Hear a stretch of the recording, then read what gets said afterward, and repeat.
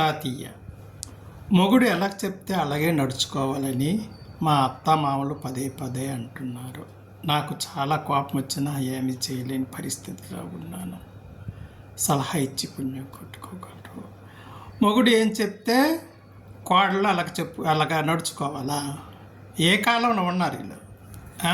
ఏ కాలంలో ఉన్నారమ్మా? నాకు ఇటు అర్థం కాదు.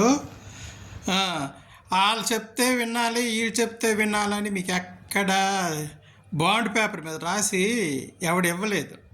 మీ నాన్న పెళ్లి చేసినప్పుడు బాండ్ పేపర్ మీద నీ మొగుడికి ఏమి రాసి ఇవ్వలేదు, నా కూతురు ఇలాగ ఉంటుంది అని. పిచ్చి పిచ్చి వేషాలు వేస్తే పళ్ళు రాలిపోతాయని చెప్పండి. నువ్వు నీలాగా ఉంటావు, మొగుడు చెప్పిన దానిలాగా ఎలాగుంటావు? ఆడేదో చెప్తాడు పనికి మాలవన్నీ, అవన్నీ వింటావేంటి నువ్వు? అలాంటి వేటి వినమాకండి, వాళ్ళు చెప్పిన వేటి వినమాకండి. మొగుడు చెప్పినట్టు వినాలని ఎక్కడ రాసి ఉందని అడుగు నీ మామకి. అసలు ప్రతిదానికి నువ్వెందుకు మధ్యలో వస్తున్నావని చెప్పు అడుగు. హద్దుల్లో ఉండమని చెప్పు అత్త మామలకి. మొగుడికి పిచ్చి పిచ్చిగా చెప్పకండి. ఆయనకి తెలిసి ఏంటో నాకు తెలిసి ఎలాగ ఉండాలో.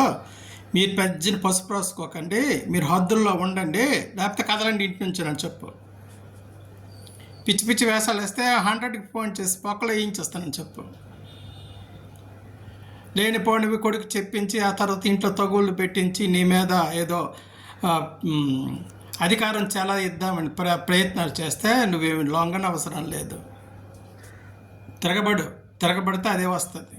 అసలు చెప్పడానికి నువ్వెవడు అని అడుగు మీ మామకి ఫస్ట్.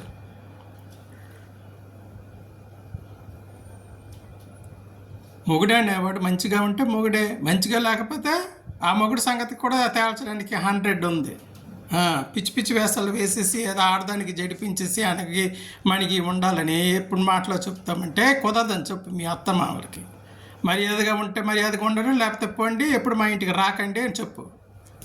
అర్థమవుతుందా? నోరెత్తకపోతే కుదరదు జీవితం. అర్థమవుతుందా? ఉంటాను.